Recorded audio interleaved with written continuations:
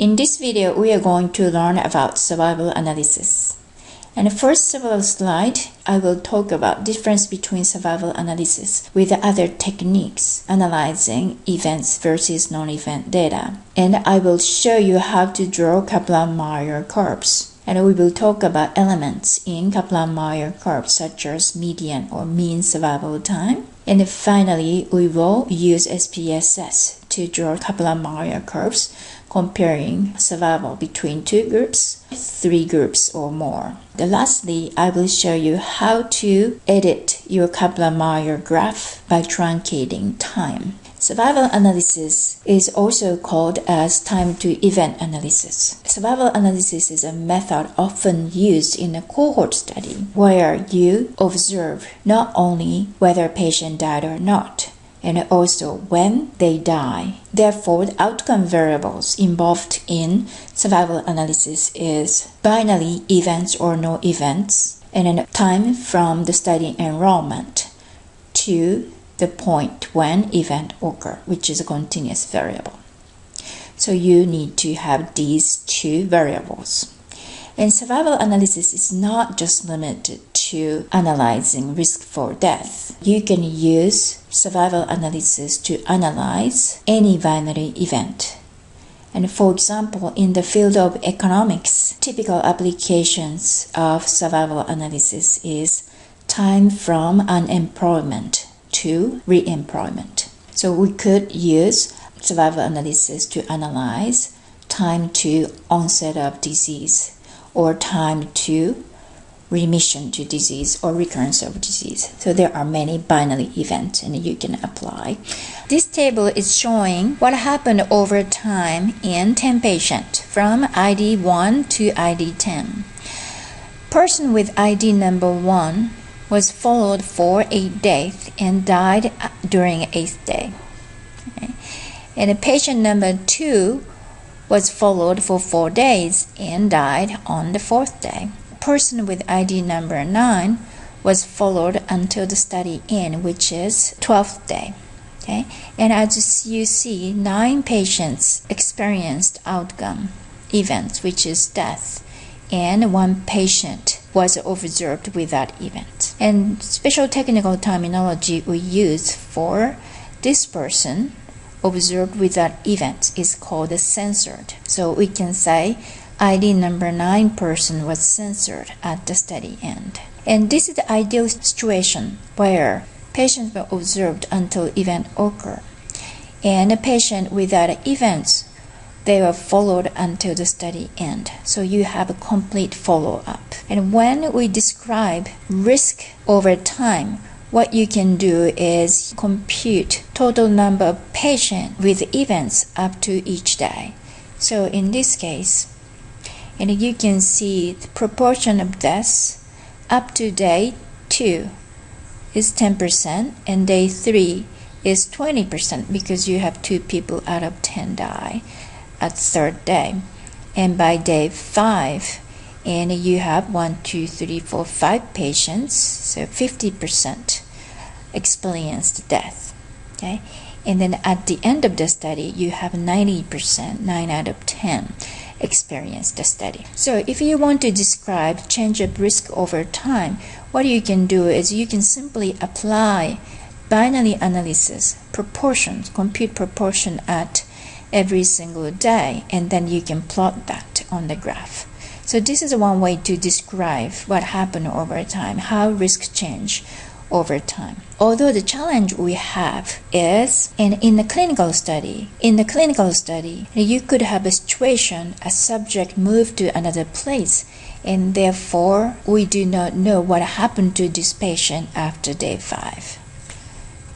And or the ID number 3, this person, we collected so many phone numbers, but we couldn't reach this person with any number, so we lost the contact. So we don't know what happened to this patient after day 3. Person number 6, person came to the study toward the end of the study, so we couldn't follow longer than 4 days. And person number 7 refused to participate in the study in the middle of the study, so withdraw from the study. And person number 9, this person was in fact followed until the end of the study, but we lost the medical record after day 6.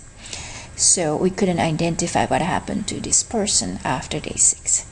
So these types of censoring occur very oftenly in our clinical research. In such a case, what happens if we simply count number of patients who have events up to each day, okay, and we have this blue line. And since we don't really know what happened to the patient who were censored in the middle of the study, and we do miscount events among censored patients, and resulting in underestimation of risk. So in this data, so this is similar to a data you'd collect unless you have study with perfect follow-up, and you count 5 patients died out of 10. Therefore, cumulative event rate would be 50% instead of 90%. So this is the challenge we face. Therefore, we needed to develop the method which could account for this underestimation of events. So how we could count those events we could capture if we follow everybody until the end of the study. So in survival analysis, and I said we require 2 variables, and one is time and one is event. So event is simple. For the person who without event, you call it as 0, and person with event, you call it as 1. And person who has event, time variable would be time when event was observed. So in this person, number 2, and time to death is 4. Okay? And the person who did not have event, and time would be the time at the last seen. So this person was last seen at day 5 and then lost and then moved to another place. So we don't know what happened after day 5. So you put the 5 here. Okay? So using these 2 variables, we are going to conduct survival analysis. In survival analysis, and similarly to rate analysis, are suitable in studies with which follow-up time vary among patients without events. And these methods were developed to prevent from underestimation of event rate due to censoring. So let's talk about how we can apply rate computations to estimate what happened to patients who are censored. Before we talk about how to compute Kaplan-Meier estimate, and let's review a rate calculation and see if we can use a rate to account for underestimation of risk due to censoring. And rate is computed by dividing number of subjects developing outcome by total follow-up time for the subject in the cohort. We count 1, 2, 3, 4, 5 events, which we put in the numerator. And let's count total number of follow-up days. So first person has 5 days of follow-up, and second person have 4 days of follow-up, including a day with event, and the third person have 3 days. So we add these follow-up for 10 patients, and we have 49 days.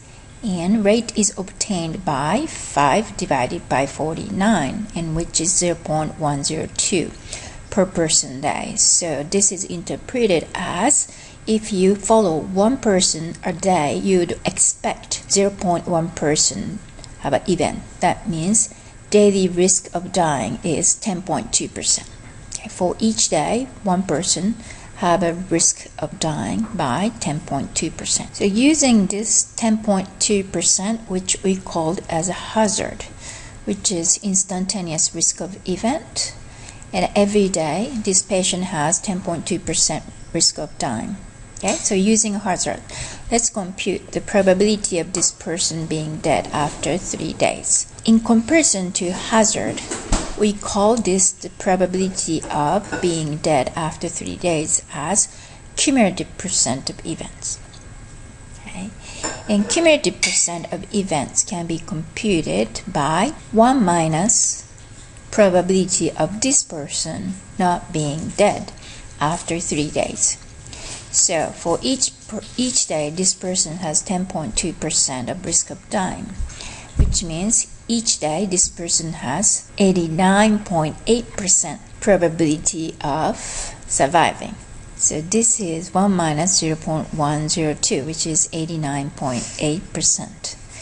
And so in order for this person being survive at the end of day 3, this person have to survive each day. So you multiply 0.898 3 times.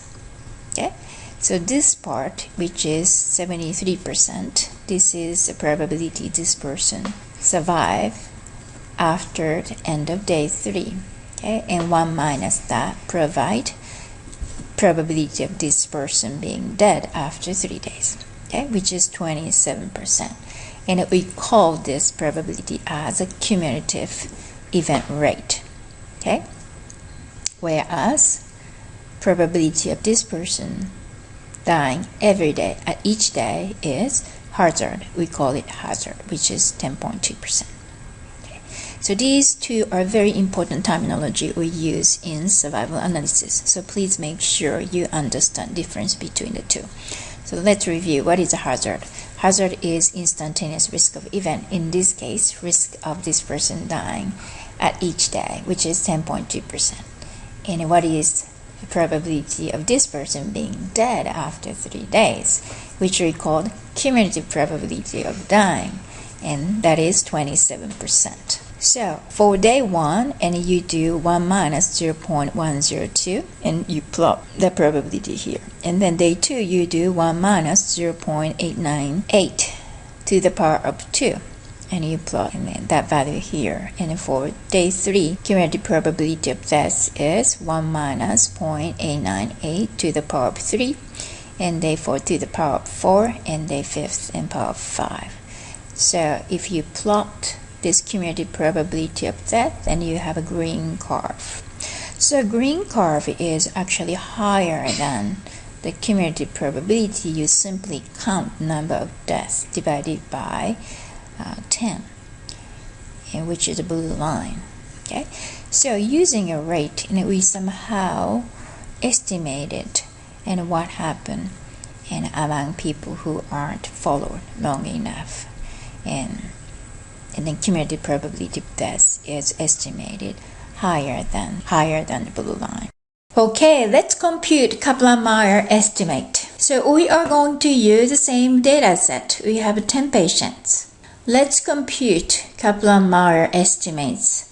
And Kaplan-Meier estimate cumulative probability of survival. So you start with 100% patient being survived toward the end of the study, and it will decrease to a lower level. So we compute the cumulative probability of surviving. Or if you flip Kaplan-Meier curve, you can compute cumulative probability of dying up to the time to each day. And this plot indicates cumulative probability of survival, which is 90% at day 2. And this point presents cumulative probability of survival, which is 55% at day 5. Okay?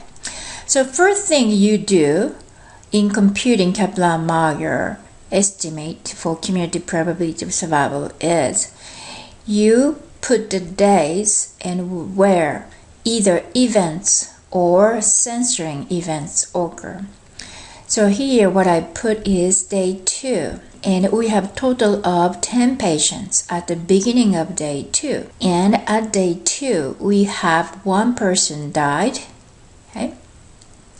And no one was censored. At the beginning of day 3, we have total of 1, 2, 3, 4, 5, 6, 7, 8, 9. So we don't count person who experienced event here. So we have total of 9 patients at the beginning of day 3. And then at day 3, and 1 person experienced events. And then also there's another person, and this person was lost by the end of day 3. So you put 1 here. There is an event of censoring occur at day 3. Okay? And at the beginning of day 4, and you exclude people who already have event. So we have 2 people with event and 1 patient censored out. So you have 7 patients at the beginning of day 4. So let's count. 1, 2, 3, 4, 5, 6, 7. And of those, there was 1 event observed on day 4, and then also 1 person was lost during day 4. Okay, so it's censored out after day 4. So you have 1 event and 1 censoring here. And at day 5, at the beginning of day 5, we have 1, 2, 3, 4, 5 patients at the risk. And of those, we have 1 event and then also 1 person are lost after day 5. So censoring occurred during day 5. So you have 1 event and 1 censoring here. And that leaves next time point, which is day 6. And we have 1, 2, 3 people at risk at the beginning of day 6. And there was no death. And 1 person was censored at day 6. And at day 8, of 2 people left in the risk and 1 person experienced event. And then finally at day 9, and then last person was censored. And last person was censored, and then therefore there was no one left after day 9. Okay, so after you create this part of table, okay, and then we start computation. And computation involves estimating hazard, which is instantaneous risk of dying. What is the probability of each person die at each time points? Okay, we need 1 minus hazard, which is probability of a person survive at each time point. And then last 2 columns are for cumulative probability. So we compute cumulative probability of survival, which is probability of a person being survived at the end of each day, and 1 minus that provide cumulative probability of dying, which is the probability of a person being dead by the end of each time points. So let's start with hazard. So hazard is computed as number of event divided by number of people at risk. So you do 1 over 10. Okay, and then at day 3 you do 1 over 9. And day 4 you do 1 over 7. And day 5 you do 1 over 5. So this is the probability of person die at each time point. And then you do minus 1 minus of that give probability of a person survive at each time points. Okay, so you have for day 2 you have hazard of dying, which is 1 over 10 and 10%. So you have probability of survival at day 2 is 90%. And cumulative probability of survival would be same for the first row. So this is 90%. Okay, and second time point, which is day 3, and cumulative probability of survival. Okay, in order to survive by the end of day 3, and then person have to survive at the end of day 2. So what you do is probability of surviving at the end of day 3 is product of probability of a person survive by the end of previous time point times probability of this person survive on day 3. So you take a product of these two, and that become cumulative probability of survival by the end of 3 days. And similarly, in order for a person to survive at end of day 4, this person have to be survive at the end of day 3 and also survive on day 4. So you take product of these two numbers, and that become probability of surviving at end of day 4. And the same thing, in order for a person to survive at the end of until end of day 5 is product of a person being survived by the previous day times this person being survived on day 5. So okay, you multiply this number and this number, and that provide this number. And then you repeat this process to all the time points where events occur. For the time point and where the only censoring occur, as you see, it does not change probability of surviving. So, right, because probability of death at that day would be 0, and 1 minus of that would be 1. So you simply multiply cumulative probability of survival at the previous day and times 1. So at the time point, only censoring occur, and you just carry over cumulative probability of survival from previous time points. So therefore, Kaplan-Meier estimate change its value when the events occur. Okay?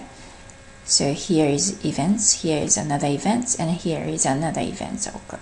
And then cumulative probability of dying, and you simply reverse this survival plot. So 1 minus this will provide cumulative probability of dying. Okay, so this column is 1 minus this column. On this table, each time point we have only up to 1 event occur. There is no time point you have 2 or more deaths occur. And when you look at this Kaplan-Meier plots, and you see there is a bigger drop here than drop here. So why degree of drop is different? And because at this point, and you have only 2 people left. So one death actually contribute to 50% of change. So we have to be careful. Magnitude of drop is not just a function of number of events. It's also a function of number of patients and left at each time point. Okay, so let's review. We had 1 event occur among 10 patients in the risk set, and therefore cumulative probability of survival be 90%.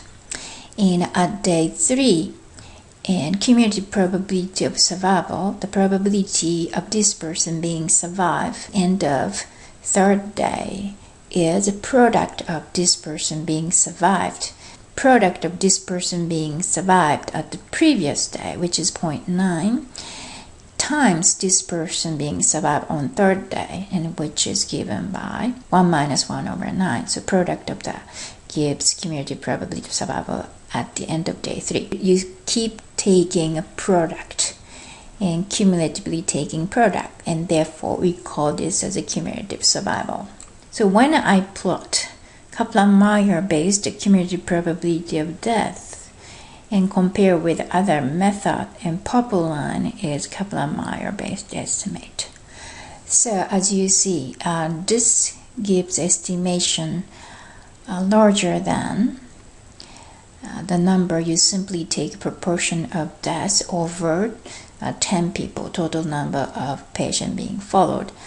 So therefore Kaplan-Meier, similar to rate calculation, and Kaplan-Meier estimate does give a number which consider and what happened among people who lost to follow without observing event. So the final percent of death based on Kaplan-Meier curve is 73%. But you know only 5 people died in 10 patients, so that's 50%. So you know why 23% increase happened with the Kaplan-Meier estimate. So this Kaplan-Meier, so the method estimate inflate risk, assuming what would happen among the people who are censored, and if they stayed in the cohort longer. So that's why cumulative probability of death is larger than taking proportion. And censored observations are counted. Let's think why this inflation of risk happened and how the method dealt with censoring observation. So when each time the patients are censored, they are left in computing number of people at risk. Although at the next time point they are taken out. And you start with 10 patients and then 1 person died. And then next time points in day 3, and you have 9 people, and then 1 person's censored out during day 3.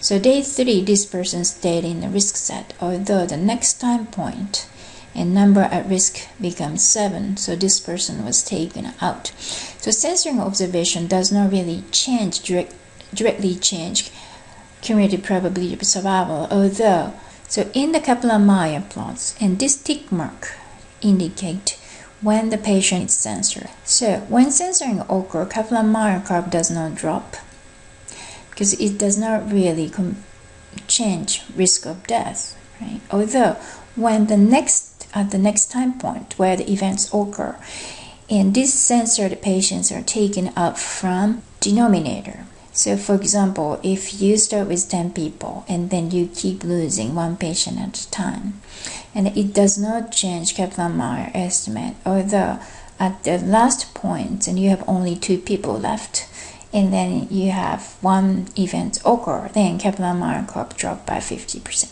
What the censoring influence on the Kaplan-Meier estimate is by taking up from denominator. So let's think what excluding censoring patients from the denominator means. And for example, among 10 patients, and we lost 3 patients at the subsequent time point, and one event occur. So when we compute the hazard at the subsequent time point, and we compute as 1/7, and we don't compute as 1/10. So if we compute the risk is 1/10, we are assuming these 3 people who are censored out from cohort did not experience events. And although we don't include them in the denominator, so we estimate hazards as 1/7. What does this mean? This means we are assuming and the risk for these 3 persons being dead at subsequent time point is 1/7. Therefore, Kaplan-Meier method does deal with censoring by imputing events among censored patient, assuming censored patient was at the same risk of a patient who stayed in the cohort. Kaplan-Meier curve provides several estimates. One is time to events, median time to event. A median time to event is obtained. The median survival time is computed as time, which corresponds to 50% cumulative survival probability. So if you draw a line, vertical line from 50% on y-axis to Kaplan-Meier curve, and where it crosses, and you go down vertically, and then you can find a median time of survival. And similarly, you can find 25th percentile and 75th percentile. And in this case, 25th percentile value does not exist because the curve does not cross 25% line. And you can also obtain mean survival time, and mean survival time is the area under the Kaplan-Meier graph. So if there is no one had an event, and mean survival time would be simply total number of follow-up time, okay, which is a rectangle area, 1 times 12. And since so the more events occur early on, and you have less area under the Kaplan-Meier graph. So in this case, mean survival time is calculated at 6.3 days. And why we use Kaplan-Meier graph this way to compute mean and median survival time. And if you simply take mean and median of the follow-up time variable, 4.9 days for mean and 4.5 days for median, right? And which both are clearly shorter than 6.3 days or 8 days obtained from Kaplan-Meier curve. And why is that? The Kaplan-Meier curve is a method to estimate what happened among patients who are censored, and if the event occur, if their follow-up would be longer. So the model actually inflates median and mean survival time by assuming people who are lost to follow or censored had similar probability of events. So if they stay in a cohort longer, how much events occur. And therefore, a median time to events are prolonged. And this is an example from one of my collaborative study. And we collect delirium happen in ICU among mechanically ventilated patients. So we presented this table, and the median survival time, median time to hospital stay is 11, and interquarter range of 7 to 14 days, with the patient without delirium. If the delirium happened, median time would be as long as 21 days. Median time becomes as long as 21 days, and interquarter range being 19 to 25 days. And you may wonder, from your practice, you don't really think people stayed in hospital that long, even though they are sick once mechanically ventilated patient. And what's happening is we obtain this median time based on Kaplan-Meier graph using survival analysis. So median time to hospital discharge is inflated by assuming people who died in hospital still stayed in the hospital and how long they would stay in the hospital. So 11 is really the median time of hospital stay using among patients who are alive and also who are deceased. So for scientific comparison reason, we like to adjust effective death by truncating length of stay, and this is a correct method. Although when you use this to describe what is happening in hospital, and you may start feeling and something is not really matching with what's happening, and so please be careful.